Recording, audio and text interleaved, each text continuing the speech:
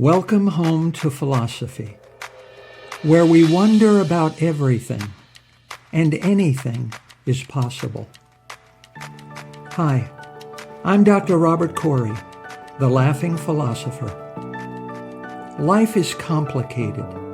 The world is complicated, and you are complicated. Figuring out how to live a happy, meaningful life, guided by wisdom and reason, is not easy. Is life a game? What is love? Should I fear death? Is this a just world? Almost from the moment of birth, you've been told how to behave, how to fit in, and how to fulfill other people's expectations. You fear that you will lack importance or cease to exist in the lives of others if you think for yourself and question the rules and roles you've been told define you. Wisdom and reason will remove this illusion so you can live authentically in the world around you, find your true purpose, and become your real self. Welcome to episode 92. Is talking to yourself a sign of normalcy or inner discord? The person you will talk to the most in your life is you. The most important conversations you will have are the ones you have with yourself. Whether it's chatting with yourself in your inner voice or verbalizing your thoughts and reflections out loud. Everyone, every day, engages in some form of self-talk. So is it normal to talk to yourself? Yes, it's completely normal and beneficial.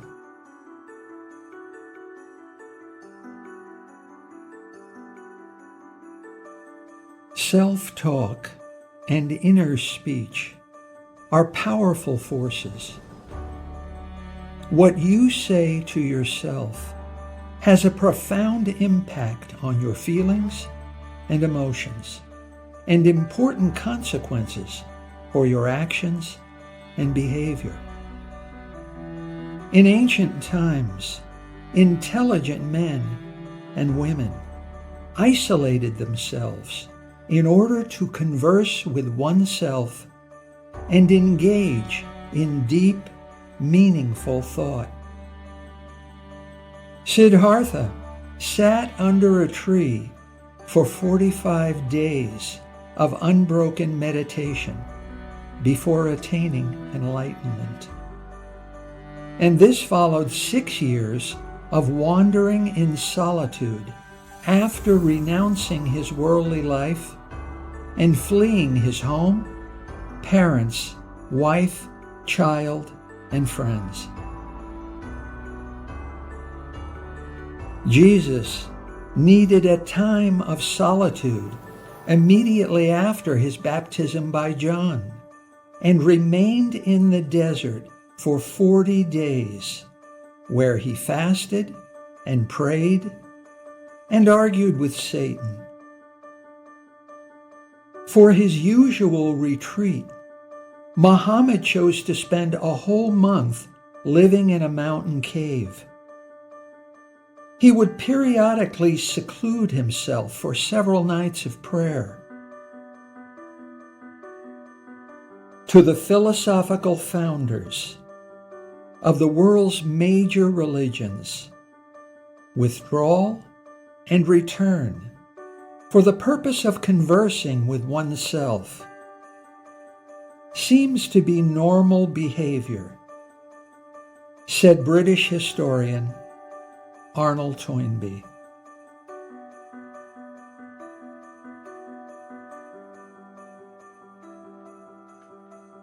Said Socrates, the first step towards wisdom is to know yourself. Self-knowledge is the chief cornerstone of wisdom. Solitude is the space where introspection, the act of looking within yourself, takes effect.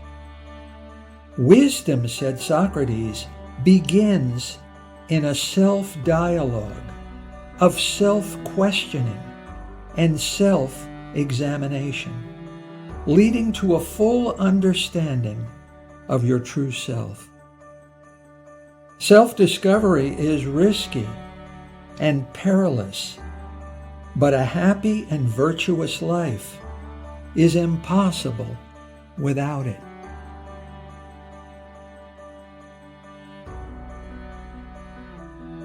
As you reflect on the kind of person you really are, and as you process your feelings and emotions, conversations with yourself, not just mentally, but vocally, help achieve understanding and clarity.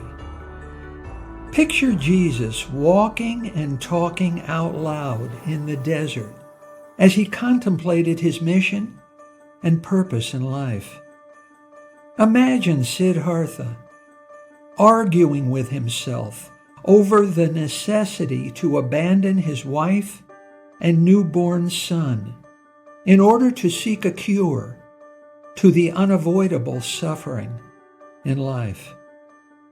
Muhammad must have questioned himself after being visited in his cave by an angel and receiving his first revelation from God.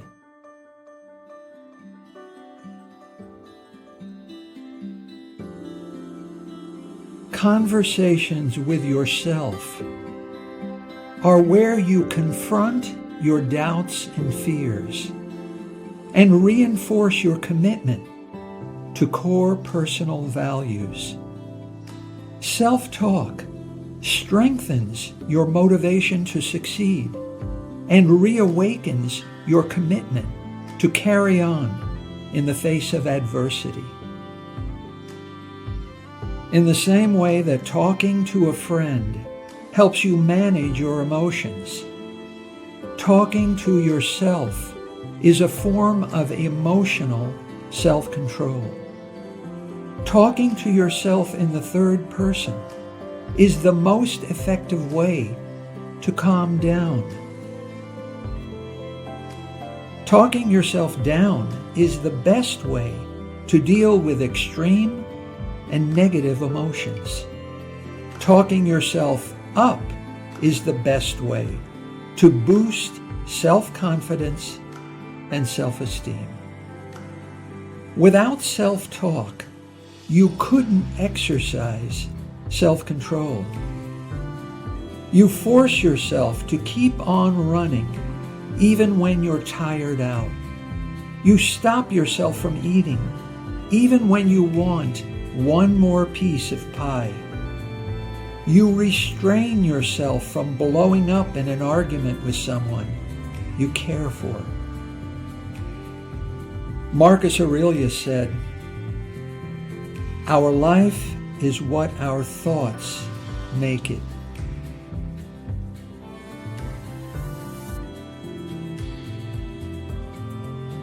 Conversations with yourself are where you practice social relationships by verbalizing your thoughts and ideas. You express yourself to the other person. You vocalize your feelings and desires. You describe your hopes and aspirations for the relationship out loud. Why might this relationship fail or succeed? Asked why he begged in front of a statue, Diogenes replied, he did so in order to grow accustomed to rejection. Conversations with yourself are where you engage in critical thinking and explore unconventional and non-conforming opinions and perspectives. Self-talk is where you dare to consider and reflect on improper and taboo questions. Why should I go on living? Is Jesus just a legend? My mother is dead, so why do I feel happy? Do I really want to have a child?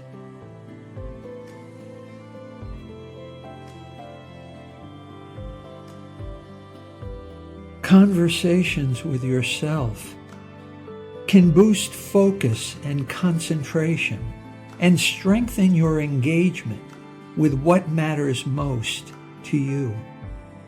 From time to time, you attempt things that turn out to be impossible. Risks and rewards must be evaluated fairly and impartially, guided by wisdom and reason. Extreme feelings and emotions tend to obscure the truth. We confuse lust with love and passion with compassion. We go the wrong way to get to the right place. Self-talk can part the clouds to reveal the true sky. 6 years of failure and facing death from self-starvation, Siddhartha stopped trying. He decided to just give up. The conversation he had with himself must have been heartbreaking, but it was the right decision. Once Siddhartha stopped trying to attain enlightenment, enlightenment attained him.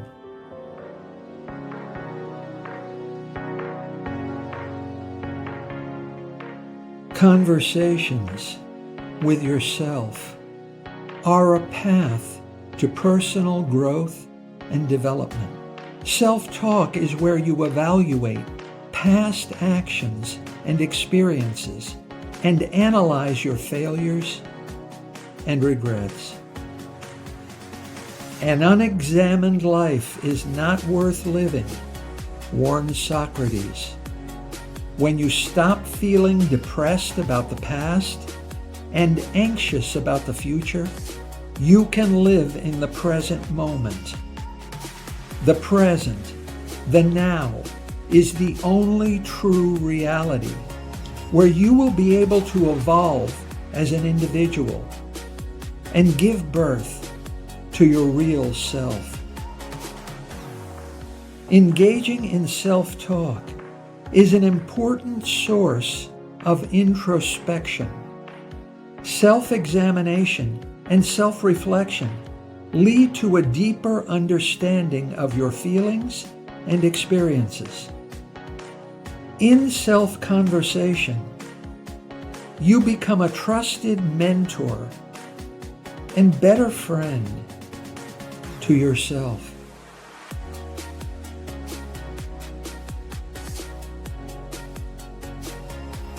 In Hamlet, Shakespeare's world-famous play and most debated work, the title character, Hamlet, speaks to himself in 7 soliloquies. Hamlet relates his innermost thoughts and complex feelings by talking to himself. The audience hears Hamlet reveal the workings of his mind, without regard to whether any other hearers are present. The audience hears Hamlet, but not the other characters on stage. The most famous of Hamlet's soliloquies is the 5th.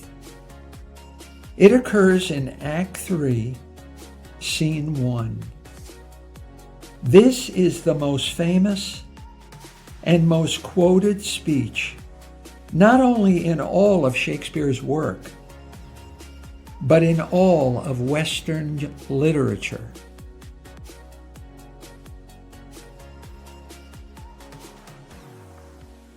To be or not to be, that is the question.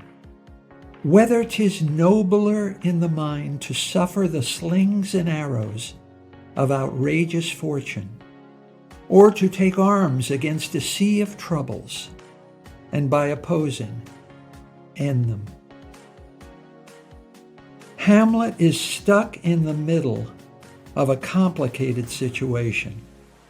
His father just died. The ghost of Hamlet's father reveals to Hamlet that his father was murdered by his brother. Hamlet's father commands Hamlet to take revenge on Hamlet's uncle, now married to Hamlet's mother.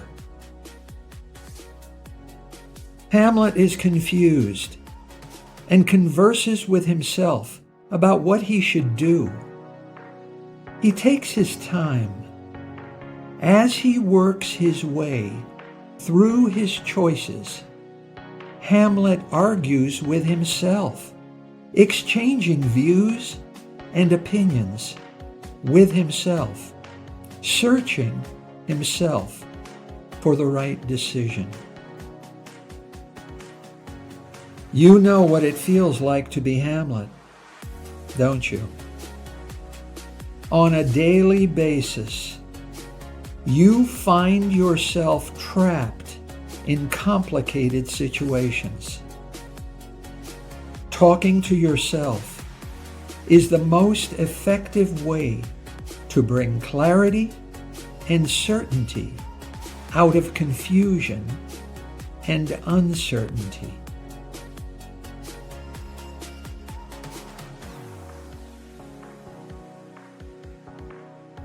In our way of life, demand for social interaction is high, and we spend less and less time alone. Solitude is not empty. It is full of answers. Solitude is where you argue with yourself about the wisdom of your past choices in order to fine-tune your future desires. It is where you are free to face up to your mistakes and regrets, learn what you can, and leave them behind you. Talking to yourself is a door to introspection. Only in solitude, disconnected from the social world, are you able to achieve uninterrupted focus in order to argue, discuss, and debate with yourself. The most effective way to learn something new is to explain it to yourself. Self-discovery means rehearsing your knowledge and experience outside yourself in order to achieve something new inside yourself. Too much social interaction can be destructive. The right amount of solitude is beneficial and necessary. Too little talking to yourself can be destructive. Just the right amount is necessary in order to achieve greater clarity about your dreams and aspirations, and to align your life with these priorities.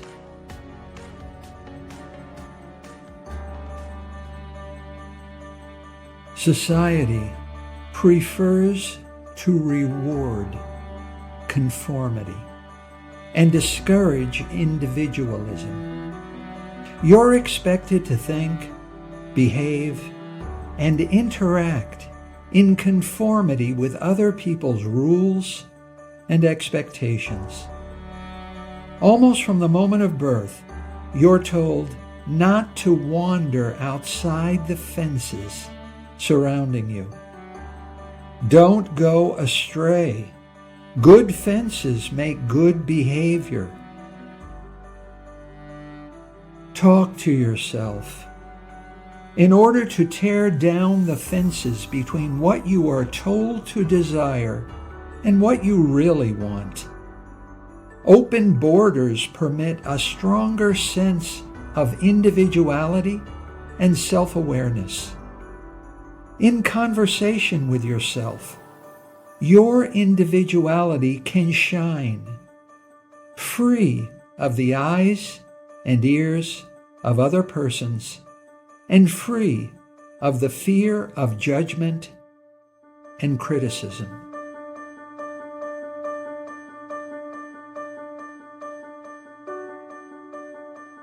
And so, is it normal to talk to yourself? Talk to yourself in order to tune in to your inner voice and be guided by your own wisdom and good sense.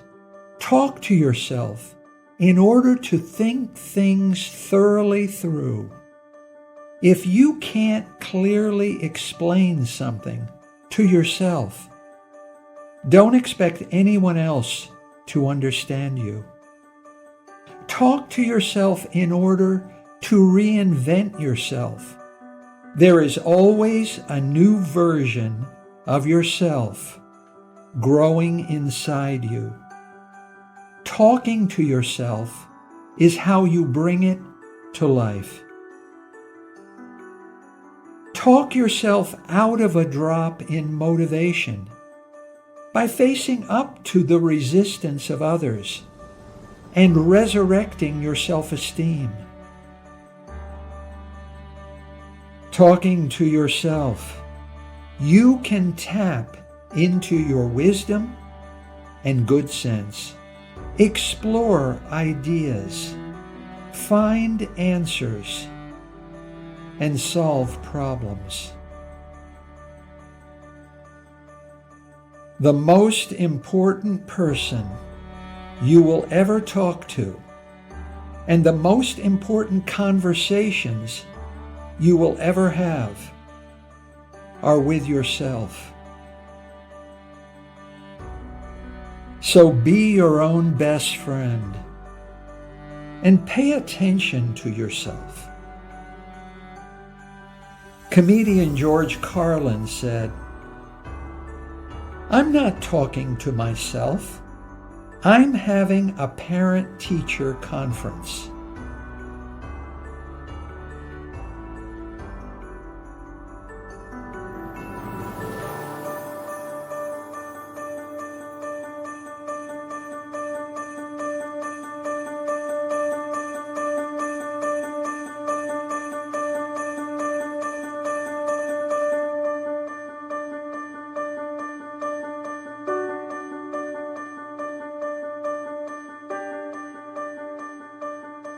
Thank you for listening. I hope you will take what you've learned and be a better person. Think for yourself. Question everything. Accept nothing that does not agree with your own reason and good sense.